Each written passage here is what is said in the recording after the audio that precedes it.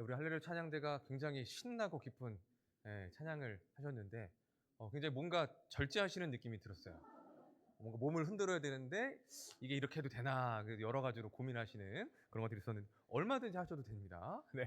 자, 우리 한번 옆 사람과 이렇게 인사하겠습니다. 당신을 보니 예수님을 본 것 같습니다. 다시 한번 우리의 마음을 다해 진심을 담아 다시 한번 하겠습니다. 당신을 보니 예수님을 본 것 같습니다. 자, 심리 상담 치료에서 이 중요한 과정이 하나 있습니다. 그것은 바로 이 직면이라는 것입니다. 직면이란 어떠한 일이나 사물을 직접 맞닥뜨린다라는 뜻을 가지고 있는데 그 의미처럼 상담에서 직면은 상담을 받는 내담자가 본인에게 있는 문제, 상황 또는 자신의 모습을 있는 그대로 마주하는 과정을 말하는 것입니다. 여러분 TV를 많이 보실지 모르겠는데 요즘 이혼 숙녀 캠프다, 뭐 금쪽 상담소다라고 하는 여러 가지의 상담자들이 나와서 하는 프로그램들이 있습니다. 그 프로를 보면 신청자의 그 일상을 모두 카메라로 담아 놓는다는 것입니다. 그리고 어떻게 하죠?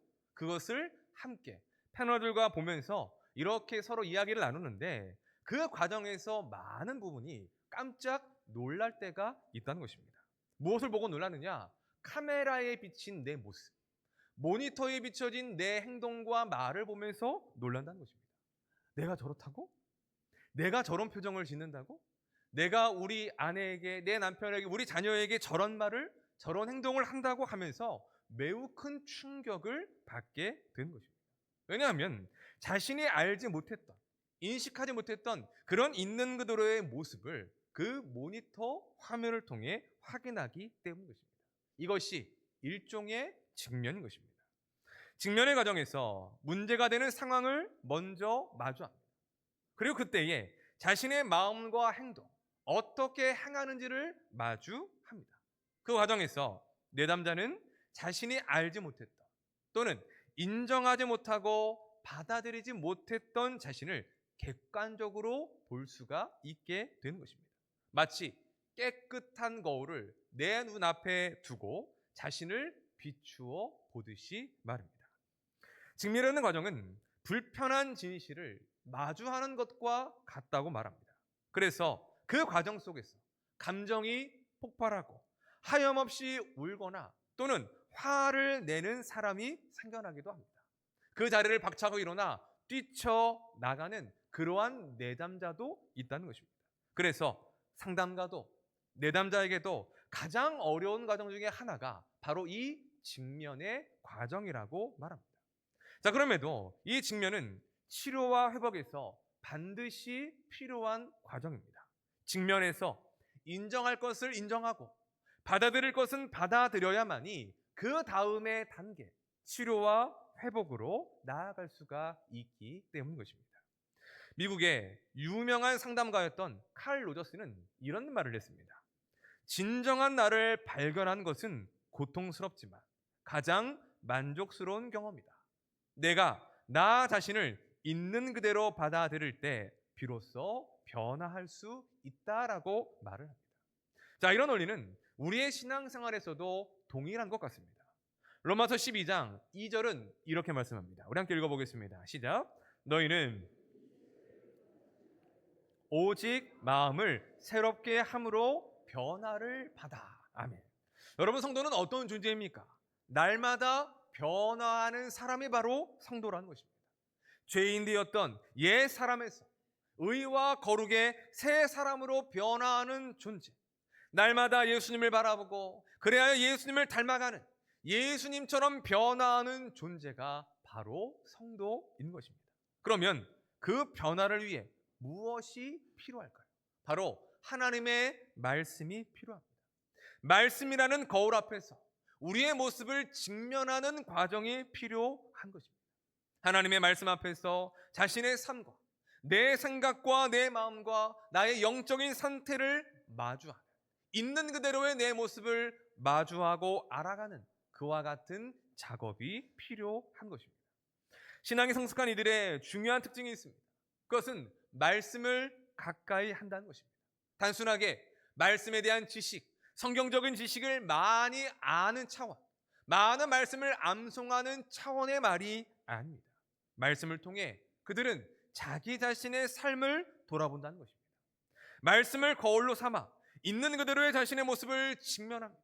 그리고 그 과정에서 회개해야 될 것이 있다면, 돌이켜야 될 것이 있다면 회개함으로 다시금 어그러진 삶의 모든 방향을 하나님께로 맞추게 되는 것이죠. 바로 이 직면한 말씀 앞에 서는 그 과정으로부터 변화가 진정으로 시작이 될 수가 있는 것입니다. 오늘 우리는 스데반의 설교를 살펴보고자 합니다. 스데반의 설교의 핵심적인 메시지가 무엇이었는지와 그 메시지를 들었던 이들의 반응을 살펴보면서 우리가 하나님의 말씀을 어떻게 대하며 그 말씀 앞에서 우리가 어떻게 반응해야 되는지 우리의 태도를 점검해 볼 수 있는 시간이 되었으면 좋겠습니다. 자, 스데반의 설교는 사도행전 7장 2절부터 53절까지 기록이 되는데 그 설교는 이렇게 시작을 합니다. 우리 7장 2절을 읽겠습니다. 시작. 스데반이 이르되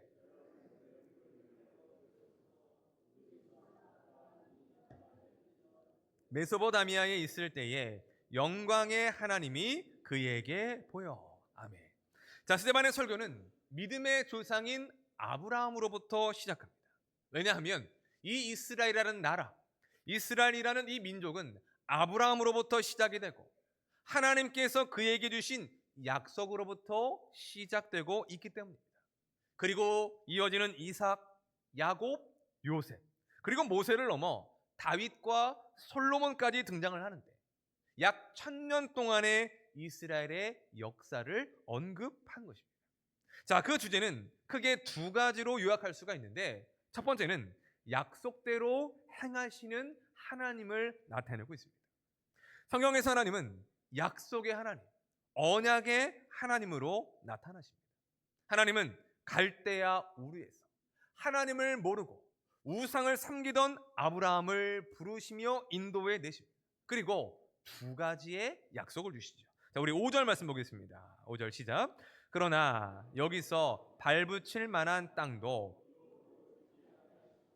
다만 이 땅을 아직 자식도 없는 그와 그의 후손에게 소유로 주신다고 약속하셨으며. 아멘. 하나님이 아브라함에게 주신 두 가지의 약속이 무엇입니까? 자식을 주시겠다라는 약속과 땅을 주시겠다라는 약속이었습니다. 아브라함은 그 약속을 믿었고 하나님과 동행하는 믿음의 여정, 믿음의 모험을 시작하는 것입니다. 스데반의 설교에서 아브라함이 중요한 이유가 있습니다. 그것은 바로 하나님께서 이스라엘에게 행하신 모든 역사가 바로 아브라함과 맺은 언약과 약속에 기초하기 때문입니다. 즉 하나님은 아브라함에게 약속하신 그 모든 것들을 이루셨고 약속하신 대로 신실하게 행하신 하나님이시라는 것을 나타내주는 것입니다. 그러한 차원에서 요셉과 모세가 긴 분량을 차지하며 등장합니다. 왜 이스라엘이 애굽에서 종살이를 하게 되었는지, 그리고 종되었던 이스라엘이 어떻게 출애굽을 하게 되었는지를 보여주신 것입니다. 그 모든 과정에서 누가 함께 하셨습니까? 바로 하나님이 함께 하셨습니다. 아브라함을 부르신 하나님, 이삭의 하나님, 야곱의 하나님께서 그 모든 이스라엘과 함께 하셔서 하나님께서 아브라함에게 주신 그 언약과 약속대로 신실하게 그 모든 일들을 이루어 가셨으며 그는 이 설교를 통해 나타내 주고 있는 것입니다. 이것이 첫 번째로 그가 강조하고자 하는 메시지였습니다. 자, 두 번째는 하나님께 반역하는 조상들의 죄악이었습니다. 하나님은 이스라엘에게 언약대로 행하셨지만 이스라엘은 그런 하나님에 대하여 어떻게 행하고 있습니까? 때마다 시마다 하나님께 반역하고 불순종하는 죄를 저질렀다는 것입니다.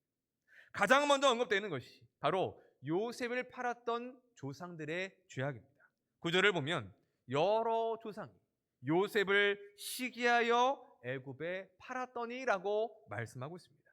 동생을 시기해서 그 형들이 동생을 팔아 넘기는 말도 안 되는 죄를 그 이스라엘의 조상들이 행했다는 것입니다.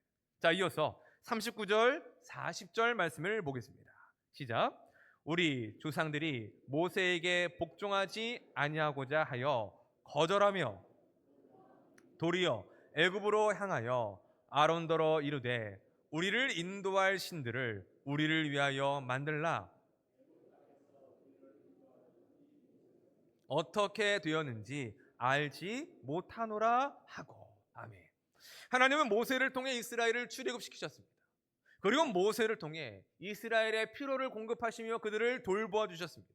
하지만 이스라엘은 그런 모세에게 어떻게 행합니까? 복종하지 않습니다. 반역합니다. 이것은 모세에 대한 반역인 동시에 모세를 지도자로 세우신 하나님에 대한 반역이며 불순종이었던 것입니다. 그 반역은 금송아지를 만들고 그 금송아지를 향해 바로 이것이 우리를 이곳으로 인도하여 낸 하나님이다라고 하고 믿고 섬기는 우상 숭배의 죄악으로까지 이어지게 된 것입니다. 하나님은 언약과 약속대로 이스라엘에게 신실하게 행하셨지만 이스라엘은 끊임없이 하나님을 배반하고 반역했다는 것입니다. 스데반은 그러한 이스라엘의 죄악과 반역의 역사를 또 한 번 강조해 주고 있는 것입니다. 자, 그렇다면 이 역사들을 통해 스데반은 과연 무엇을 말하고자 하는 것일까요? 그것은 지금 공회 중에 모인 이들이 바로 그 역사 속에서 반역했던 조상들과 같은 죄를 지은 죄인이란 것을 나타내고 있는 것입니다. 우리 52절, 53절 말씀을 보겠습니다. 시작. 너희 조상들이 선지자들 중에 누구를 박해하지 아니하였느냐? 의인이 오시리라 예고한 자들을 그 의인을 잡아준 자요 살이란 자가 되나니 너희는 천사가 전한 율법을 받고도 지키지 아니하였도다 하니라. 아멘. 스데반의 메시지는 조상들의 죄악으로부터 시작하여 지금 공회에 앉은 이들의 죄악으로 향하고 있습니다. 한마디로 너희가 하나님을 반역한 죄인이다. 너희가 하나님의 아들이신 예수님을 죽인 죄인이다라고 선포하는 것입니다. 그 메시지를 전하기 위하여 조상들의 죄라는 그 역사를 거울처럼 그들 앞에 마주하여 비추고 있는 것이죠. 너희가 조상들과 같다는 것입니다. 너희도 조상들과 같은 죄를 지 하나님에 대하여 반역하며 불순종한 그 죄인이란 사실을 드러내고 있는 것입니다. 스데반은 이 설교를 통해 그들을 하나님 말씀 앞에 서게 하고 있는 것입니다. 말씀 앞에서 너희가 어떤 모습으로 있는가를 보라. 너희의 마음과 그 생각과 너희의 영적인 상태가 정말 괜찮은지를 이 말씀 앞에서 너희를 비추어 보라며 하나님의 말씀을 통해 직면하게 하고 있는 것입니다. 자, 그러자 그들이 어떻게 반응하느냐? 우리 54절 말씀입니다. 시작. 그들이 이 말을 듣고 그를 향하여 이를 칼거늘. 그들은 마음에 찔렸습니다. 마음에 찔렸다는 것은 히브리어 단어에는 이 두 가지 뜻이 있습니다. 먼저는 마음을 조각조각 톱질하다라는 뜻입니다. 즉 마음이 아프고 고통스러웠다라는 뜻인 것입니다. 그리고 또 한 가지는 격분하다라는 것입니다. 너무나 아파서 아프게 한 이를 향하여 분노하며 화를 낸다는 의미가 담겨져 있는 것입니다. 그들은 스데반의 설교를 들었을 때에 마음이 난도질 당하는 듯한 느낌을 받았습니다. 톱질을 당하는 것 같은 고통과 아픔을 느꼈던 것입니다. 왜냐하면 감추고 싶었던, 누구에게도 드러내고 싶지 않고 누구에게도 들키고 싶지 않았던 더럽고 추악한 그들의 죄악이 스데반의 설교를 통하여 낱낱이 드러났기 때문인 것입니다. 그 과정에서 수치를 느끼고 부끄러움을 느끼고 고통을 느끼게 되었다는 것입니다. 문제는 그 수치와 고통이 스데반을 향한 분노로 나타났다는 것입니다. 그래서 스데반을 향해 이를 갈았다라고 말씀하고 있는데 원어적인 의미는 물어 뜯다라는 의미를 가지고 있습니다. 이 말은 사람이 아니라 짐승에게나 쓰는 단어였다는 것입니다. 곧 그들이 스데반을 물어 뜯으려 했던 그 모습이 사람이 아닌 짐승과 같았다라고 표현해 주고 있는 것입니다. 여기서 우리는 앞선 베드로의 설교에 반응했던 이들을 확인해 볼 필요가 있습니다. 우리 사도행전 2장 37절 말씀을 보겠습니다. 시작. 그들이 이 말을 듣고 마음에 찔려 베드로와 하거늘. 자, 베드로의 설교를 들었던 이들 역시 마음에 무엇을 받습니까? 마음의 찔림을 받습니다. 하지만 그 후의 반응은 스데반의 설교를 들었던 이들과 너무나 다르죠. 무엇이 다릅니까? 우리가 어찌할 거라고 하며 베드로 앞에 우리의 모든 것들을 맡기며 도움을 요청하고 있는 것입니다. 우리가 어떻게 해야 됩니까? 우리가 죄인이라는 것을 깨닫게 되었는데, 그것을 내가 깨닫고 마음에 찔리게 되었는데 어떻게 해야 이 죄의 문제를 해결할 수 있습니까? 라고 묻고 있는 것입니다. 그리고는 자신들의 죄를 회개하며 예수님을 믿고 구원을 받게 되는 것입니다. 스데반의 설교했던 그 상황과 베드로가 설교했던 그 상황을 보면 모두가 동일합니다. 베드로가 설교를 했고 스데반이 설교를 했습니다. 그 메시지도 다르지 않습니다. 똑같이 무엇을 말합니까? 이 말씀을 듣는 너희가 죄인이다. 너희가 예수님을 잡아 죽인 살인한 자다. 하나님 앞에 회개해야 될 죄인이다 라고 하는 그러한 메시지를 전한 것입니다.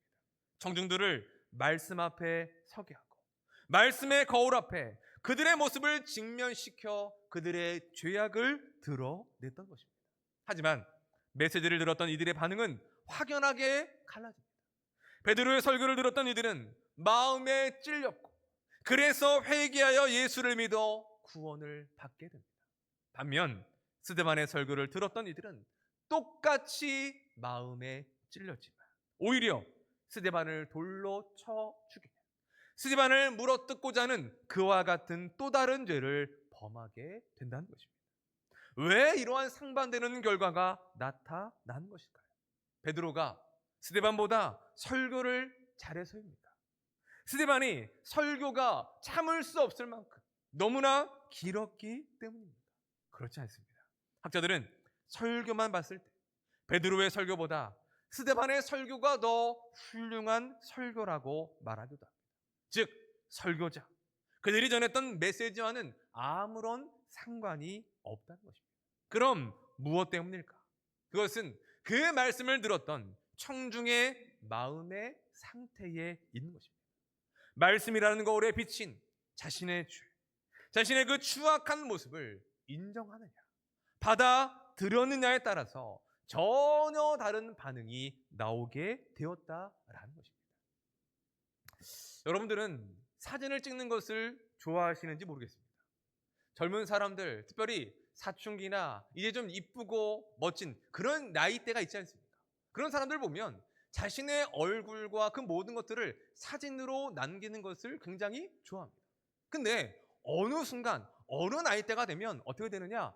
사진 찍는 걸 좋아하지 않으신다는 거예요. 찍지 말라는 거예요. 왜 그러신가 물어봤더니 사진에게 찍혀진 내 모습을 보는 게 싫다는 겁니다. 내 얼굴에 있는 여러 가지 잡티들, 또 내 얼굴에 있는 주름들, 그게 그렇게 사진에 남는 것이 싫고 보여지는 것이 싫다는 것입니다. 근데 가만히 보면 모든 사람들이 비슷한 것 같습니다. 뭘 원하지 않느냐? 있는 모습 그대로가 남겨지고 보여지는 것을 원치 않는다는 거죠. 여러분 사진을 찍을 때 잘 나온 사진이 있고 잘 못 나온 사진이 있습니까? 없습니까? 여러분 보실 때 있죠? 아, 잘 나왔다. 이거 못 나왔다. 그럼 어떤 게 잘 나온 겁니까? 어떤 게 잘 나온 거예요? 제가 가만히 보면요. 어떤 사진이 잘 나오냐? 나같이 안 나온 사진이 잘 나온 사진입니다. 그럼 어떤 게 잘 안 나온 거냐? 있는 모습 그대로를 비추어둔 사진은 잘 못 나온 거라는 거예요. 왜요? 불편한 진실. 마주하고 싶지 않다는 거죠.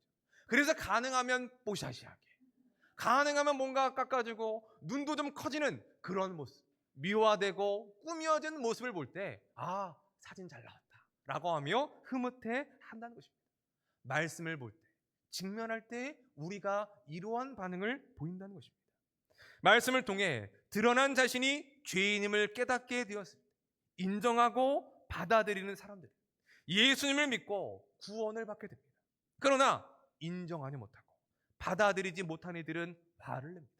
거부합니다. 나는 죄인이 아니라며 그 복음을 듣기를 거부하고, 그래서 그들에게는 구원도 영생도 없는 것입니다. 성도도 마찬가지입니다.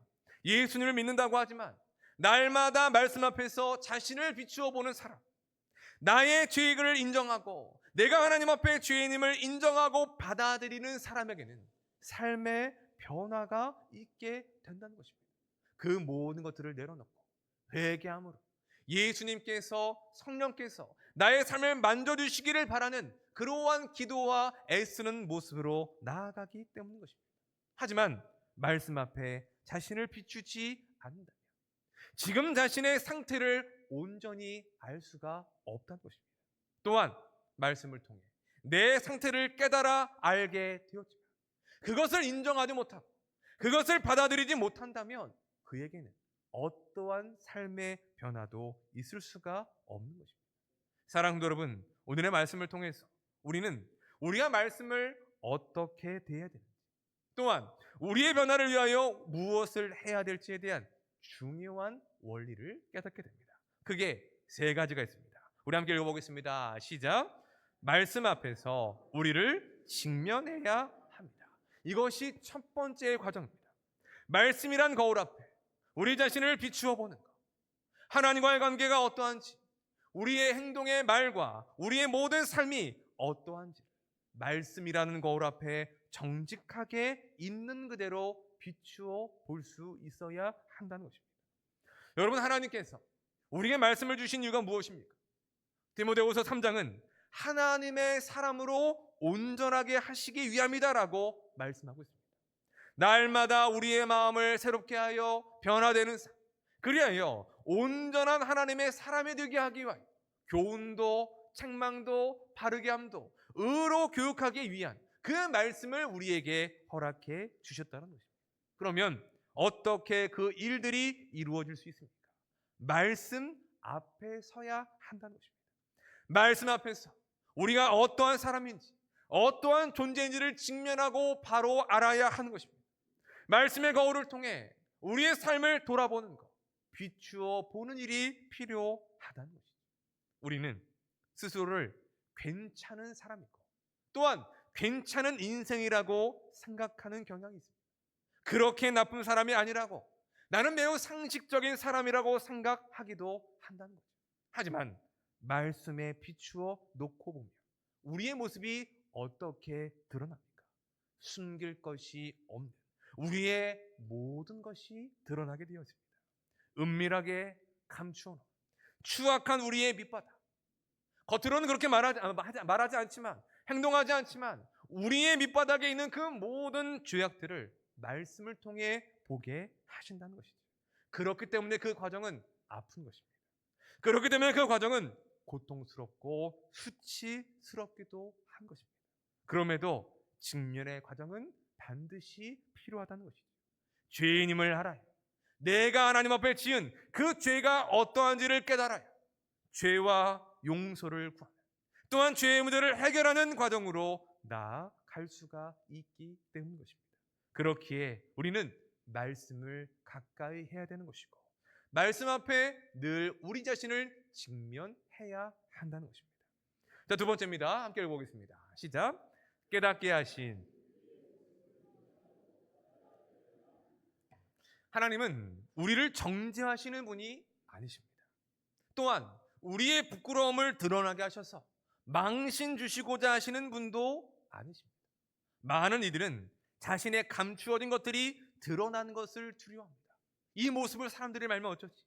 이것이 나의 약점이 될까봐, 이것 때문에 수치를 당할까봐, 부끄러움을 당할까봐, 많은 사람들이 자신을 외면할까봐 그 모든 것들이 드러나는 것을 두려워한다는 것입니다.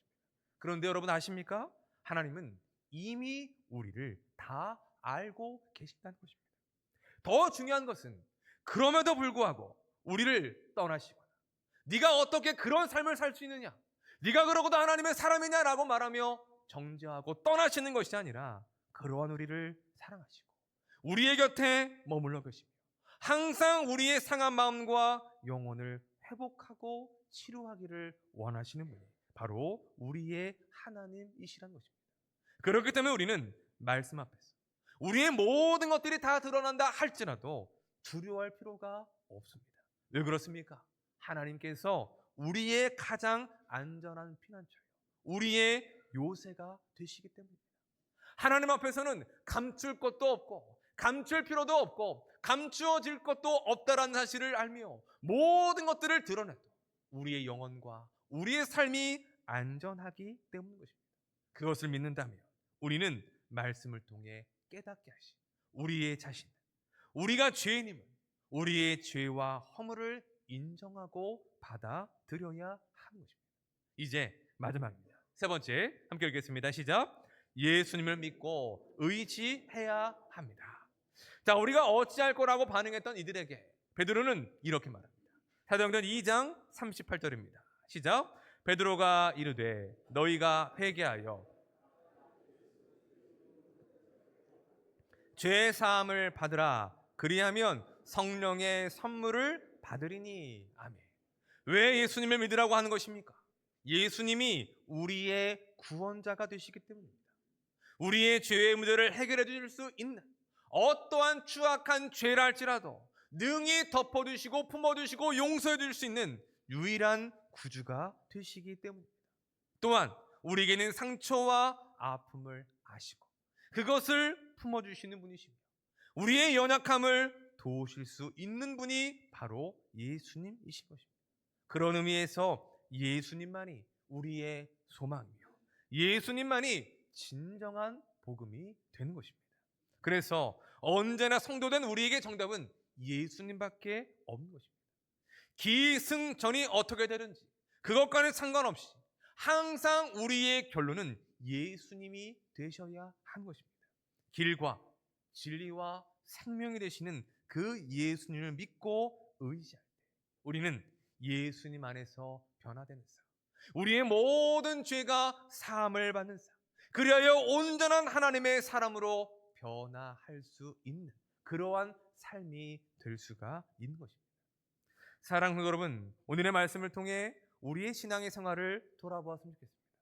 여러분은 날마다 말씀 앞에서 나 자신을 돌아보고 말씀이라는 거울 앞에 여러분 자신을, 여러분의 마음과 생각과 삶을 비추어 보고 있습니까? 말씀 앞에 직면했다면 깨닫게 하신 모습을 인정하고 받아들이고 있습니까? 더 나아가 예수님만이 나의 구원자이시며 치료와 회복의 주님이심을 믿고 의지하고 있는지 우리의 삶을 돌아보았으면 좋겠습니다. 바라기는 날마다 말씀이라는 거울 앞에 우리 자신을 비추어 보고 돌아보는 삶이 되시기를 주님의 이름으로 축원합니다. 그리고 말씀을 통해 깨닫게 하신 그 모습, 그것이 어떠한 모습이라 할지라도 인정할 수 없고 받아들일 수 없는 모습이라 할지라도 말씀에 비추어 깨닫게 하신 그 모습을 인정하고 구주이신 예수님을 믿고 의지하는 삶이 되시기를 주님의 이름으로 축원합니다. 말씀을 정리하겠습니다. 설교를 하다 보면 이런 피드백을 성도들에게 들을 때가 있습니다. 목사님, 오늘 말씀 저한테 하시는 말씀이죠. 목사님, 저 들으라고 하시는 말씀 같았어요. 설교자로서 이러한 피드백을 들을 때 가장 보람되고 기쁜 피드백입니다. 근데 얼마 전에 예배 후에 한 집사님이 이런 말씀을 하시더라고요. 목사님, 혹시 저에 대해 무슨 얘기를 들으셨습니까? 그래서 아니요. 뭐 때문에 그러세요? 그랬더니 제가 요즘 어떤 부분에 대해서 고민을 하고 있었는데 오늘 말씀의 내용이 그 부분이었다라는 거, 그것을 그렇게 알게 되었다라고 말씀하시는 거예요. 그러면서 신기해서 혹시 저에 대해서 뭔가를 아시나?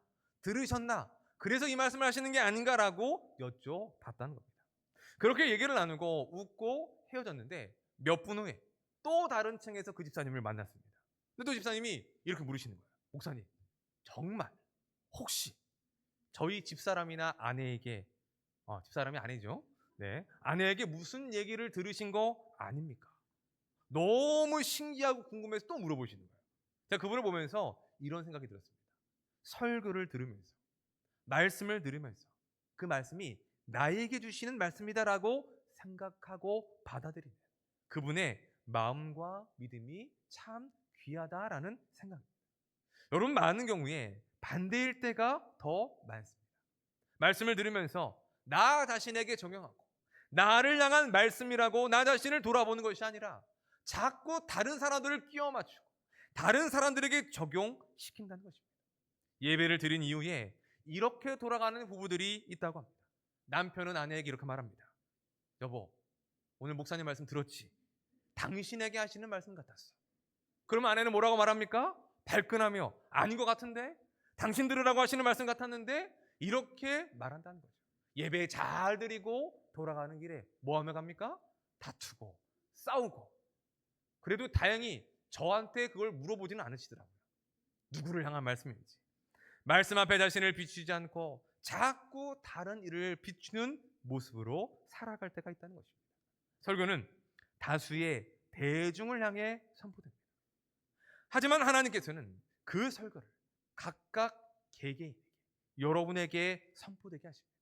나를 향한, 나에게 주시는 말씀이다라고 들려지고 느껴지게 하신다는 거죠. 예수 말씀하십니다.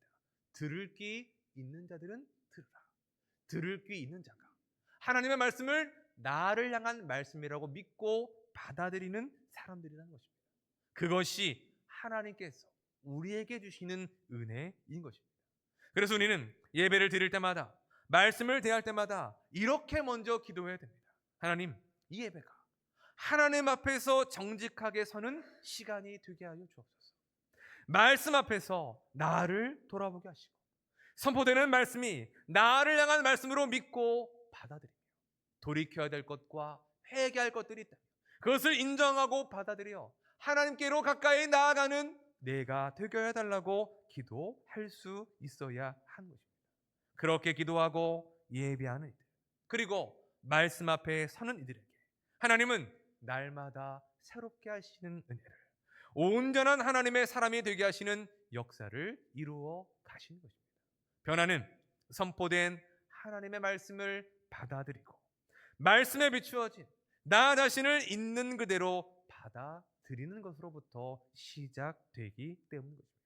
사랑하는 여러분, 날마다 말씀 앞에서 자신을 비추어 보고 말씀을 통해 깨닫게 하신 우리의 모습을 받아들이며 예수님을 믿고 의지하는 삶이 되시기를 주님의 이름으로 축원합니다. 그래서 하나님의 사람으로 날마다 새로워지며 온전해지는 우리 모두가 되실 수 있기를 주님의 이름으로 간절히 축원합니다. 우리 시간에 들은 말씀 생각하며 함께 찬양하고 기도